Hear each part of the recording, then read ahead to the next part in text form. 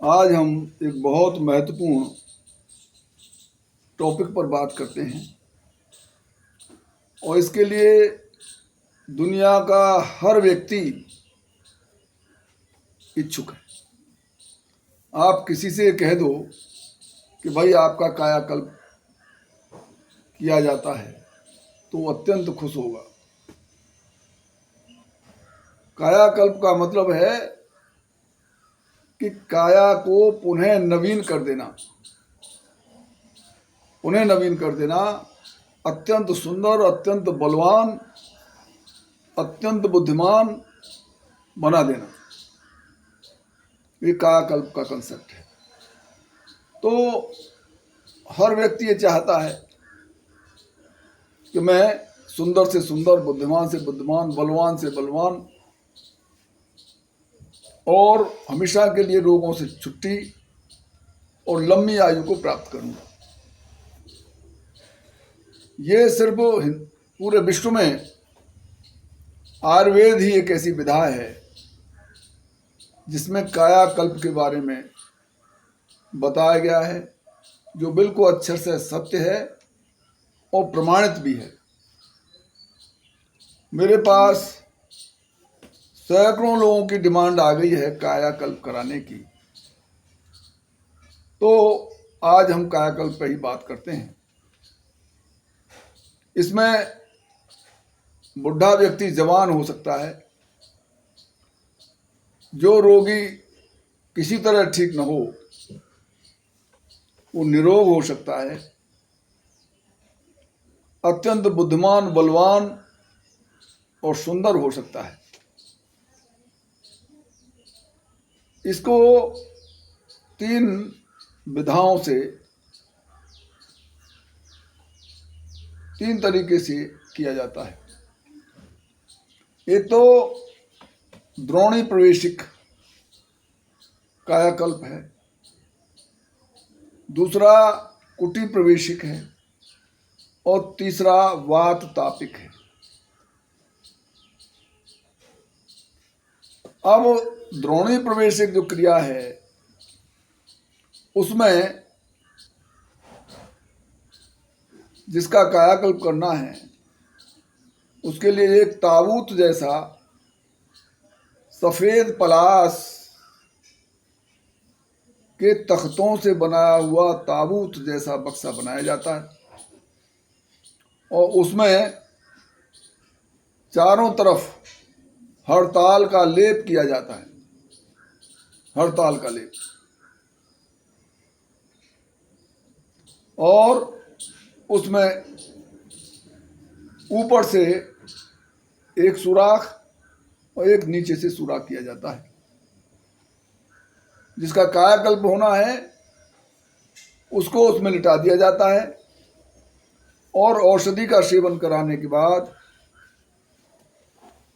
उसे बंद कमरे में, जहाँ धूप, वर्षा, वायु का प्रवेश न हो और उसे भोजन में कुछ भी नहीं दिया जाता, मात्र औषधि का सेवन कराया जाता है। इसमें जो काम आने वाली औषधियाँ हैं वो सोमवर्ग की औषधियाँ हैं, जो मनुष्यों के लिए तो उपलब्ध ही नहीं है। कोई परम भाग्यशाली व्यक्ति, वो ईश्वर कोटि का संत, जो कहते हैं हजारों वर्ष पुराने संत हिमालय की कंदराओं में रहते हैं, इस तरह के जो ज्ञानगंज में मिलते हैं, ऐसे संतों के लिए ईश्वर कृपा से वो औषधियाँ सुलभ होती हैं, जिनके नाम मैं आपको सुनाता हूँ। ये सोमवर्ग की 24 औषधियाँ हैं, जिसमें अंशुमान, मुंजमान, चंद्रमा, रजत प्रभो, दूर्वा सोम, कन्यान, श्वेताक्ष, कनक प्रभो और प्रतानवान, तालवरंत, करवीर, अंशवान, स्वयं प्रभो, महासोम, गरुणाहत, गायत्र्या, त्रष्टुप, पांक्त, जागृत, सांकर, अग्निष्टोम, रैवत, त्रिपदा गायत्री और उड़पति। ये 24 ऐसी औषधियां हैं जो सोम वर्ग की हैं। इनमें से किसी भाग्यशाली पुरुष को, किसी महापुरुष ऋषि मुनि को उसके ईश्वर कृपा से एक भी औषधि प्राप्त हो जाए तो ये 10,000 वर्ष तक की आयु देने में सक्षम है। और न केवल वो 10,000 वर्ष की आयु देती हैं, साथ में सिद्धियां भी देती हैं। ये औषधियां जैसे मनुष्यों में अवतार होते हैं, ऐसे ही इस वनस्पति जगत के अवतार हैं ये। अब इनकी पहचान और इनका प्रयोग करने का तरीका देखिए। ये 24 सोम वर्ग की औषधियां हैं जो मनुष्यों के लिए दुर्लभ हैं, किंतु कदाचित भाग्यवश किसी को मिल भी जाए तो उसको पहचान करना संभव नहीं है। हालांकि शास्त्रों में इनकी पहचान लिखी है। भाग्यशाली पुरुष को बिना ढूंढे मिल जाती हैं, और जो भाग्यशाली नहीं है उसके पास ही वो औषधि खड़ी होती है, वो पहचानता ही नहीं, ढूंढने पर मिलती नहीं। फिर भी जो जानकार है वो जानते हैं, तो उनके द्वारा ये कायाकल्प किया जा सकता है। तो इसकी पहचान है सोम की, जैसे सोमलता कहते हैं, उसमें कुल अधिक से अधिक 15 पत्ते हो सकते हैं। और शुक्ल पक्ष की प्रतिपदा से पूर्णमासी तक एक एक पत्ती करके बढ़ती है। प्रतिपदा के दिन उस औषधि पर सिर्फ एक पत्ता होगा। वो चंद्रमा की कलाओं के साथ पत्ते होते हैं। द्वितीया के दिन उस पर 2 ही पत्ते होंगे, तृतीया के दिन 3, चतुर्थी के दिन 4, पंचमी के दिन 5। उस औषधि के पत्तों को गिनकर ये कहा जा सकता है कि आज कौन सी तिथि है। अष्टमी को 8, चतुर्दशी को 14 और पूर्णमासी को 15 पत्ते होते हैं। और फिर सब पत्ते गिर जाते हैं। कृष्ण पक्ष में पत्ते गिर जाते हैं और शुक्ल पक्ष में फिर से उगते हैं। ये औषधियां अत्यंत अत्यंत शक्तिवान और भाग्यशाली पुरुष को ही सुलभ हैं। ये देवताओं के लिए स्वर्ग में, इसीलिए देवता इतने लंबे समय तक जीते हैं और भोग विलास में वो रहते हैं। इसमें शक्ति की कमी नहीं रहती, उनकी इंद्रियां बलिष्ठ होती हैं और भोग भोगने में बहुत लंबे समय तक वो शक्य होते हैं। वो प्रताप इन्हीं औषधियों का है। और आपको और मैं इधर रामायण काल में, महाभारत काल में बताता हूँ कि पांडव जब वनवास और ज्ञातवास को गए थे तो उन्होंने वनवास में इन्हीं औषधियों का सेवन किया था। उनके राजवैद्य नागार्जुन थे। तो इन्हीं औषधियों का उन्होंने सेवन किया था। उसके प्रताप से आपने देखा कि भीम में 10,000 हाथियों का बल था। अर्जुन एक ही बाण से हजारों हजारों लोगों को एक ही बाण से मार देते थे।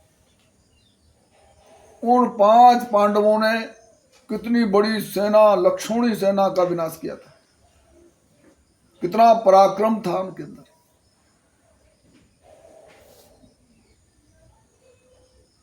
तो संभवतः मैं नहीं कहता कि सत्य हो, लेकिन इस संभावना से इनकार नहीं किया जा सकता कि उन्होंने ये नहीं तो कोई और कायाकल्प की औषधि का सेवन जरूर किया होगा। ठीक उसी प्रकार भगवान कृष्ण ने भी अपने गुरुकुल में संदीपन ऋषि के यहाँ इसका सेवन किया। द्रोणाचार्य ने अपने पुत्र अश्वत्थामा को ये कायाकल्प की औषधियों का सेवन कराया, जो आज तक बताते हैं वो जिंदा है। और जितने भी दीर्घजीवी हुए हैं उन्होंने इन्हीं का सेवन किया है। भगवान राम भी वनवास गए थे 14 वर्ष, तो उनमें भी कितना बल पराक्रम बुद्धि का विकास हुआ। तो ये औषधियां निमित्त रही हैं।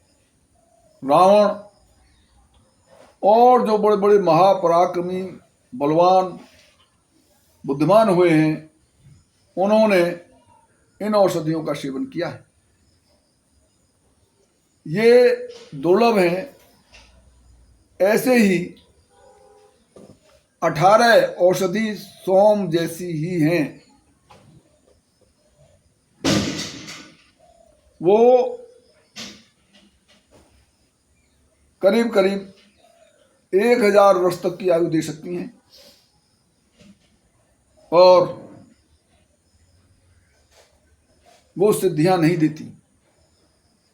वो बल बुद्धि, रोगों को हटाने की सामर्थ्य और वृद्धावस्था कभी नहीं आ सकती और हजारों वर्ष जीने की क्षमता देती है। जिनमें खास तौर से जो औषधियां हैं उनमें अजगरी, श्वेत कपोती, कृष्ण कपोती, गोनशी, बाराही,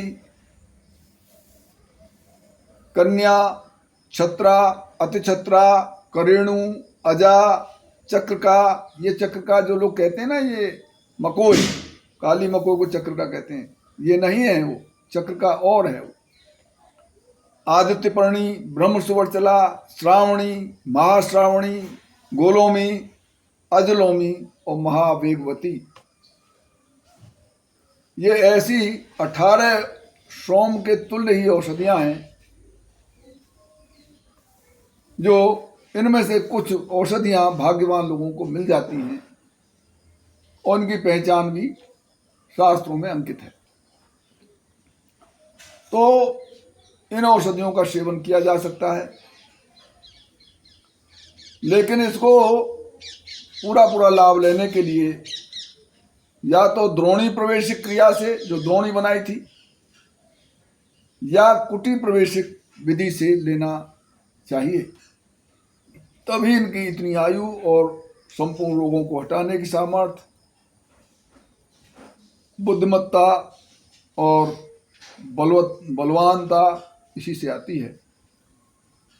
इसमें एक कुटी का निर्माण किया जाता है, जिसके वो कुटी 3 कमरों के अंदर बंद होती है और उसी में लैट्रिन बाथरूम की व्यवस्था होती है और वहाँ गंगा की जो बालू है, इस पर ही सोया जाता है।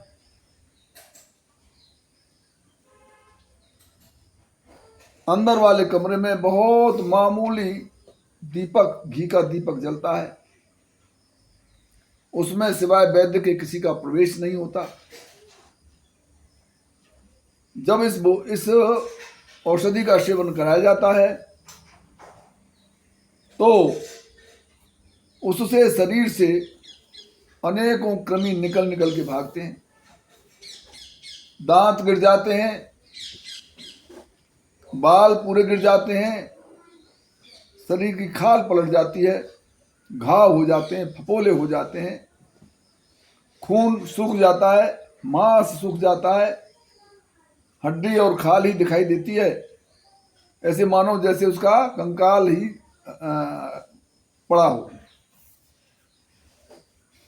और कीड़े निकल निकल के भागते हैं, तो उनको वैद्य को बांस की फंसर से हटाना चाहिए।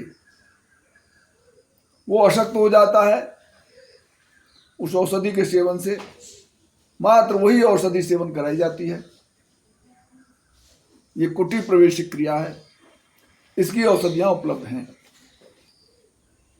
इसके अलावा तीसरी प्रकार की जो औषधियां हैं वो वात तापिक विधि से दी जाती हैं। उस वात तापिक औषधियों का सेवन करने के लिए किसी कुटी प्रवेश अथवा द्रोणी प्रवेश की आवश्यकता नहीं होती। वो साधारण रूप से वायु, वर्षा, धूप को बचाते हुए सेवन कराई जाती हैं। इसमें शास्त्रों में अंकित उपलब्ध औषधियां हैं, उनके बहुत से योग हैं, जिनमें खासतौर से भिलावा, ब्राह्मी, शतावर और बहुत से इस तरह की 64-65 औषधियां हैं जो बाजार में भी उपलब्ध हैं। उनसे 500 वर्ष तक की आयु प्राप्त हो सकती है। अगर इन्हीं औषधियों को कुटी प्रवेश या द्रोणी प्रवेश के माध्यम से लिया जाए तो और अधिक समय तक वो आयु दे सकती हैं और बल बुद्धि दे सकती हैं। लेकिन इन वात तापिक औषधियों से ये आवश्यक नहीं है कि कुटी प्रवेश या द्रोणी प्रवेश से ही इसमें सामर्थ्य प्राप्त होगी। तो इसलिए ये इनका जो भोजन का व्यवस्था है इसमें अधिक से अधिक यही औषधियां खिलाई जाती हैं और ये निश्चित रूप से एक जानकार वैद्य के संरक्षण में ही लेनी चाहिए। ये बहुत कष्टकारक होती हैं। जब शरीर में दाह,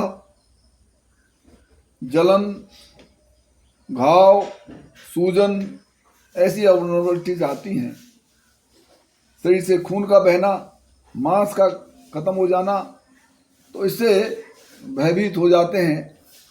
इन वात तापिक औषधियों से ही मदन मोहन मालवीय और गांधी जी का काशी में कायाकल्प कराने की कोशिश की गई थी। ये लोग सहन नहीं कर पाए, बीच से भाग उठे थे। तो इस पर मेरा व्यक्तिगत परीक्षण भी है, अनुभव भी है और कुछ का इसमें कायाकल्प हुआ भी है। तो इसको बहुत ही सावधानी पूर्वक लेने की जरूरत है।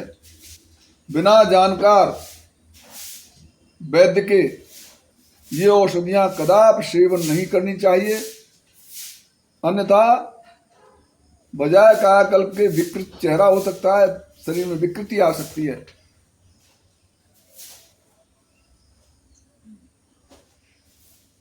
इसलिए बहुत बहुत सावधानी की आवश्यकता है और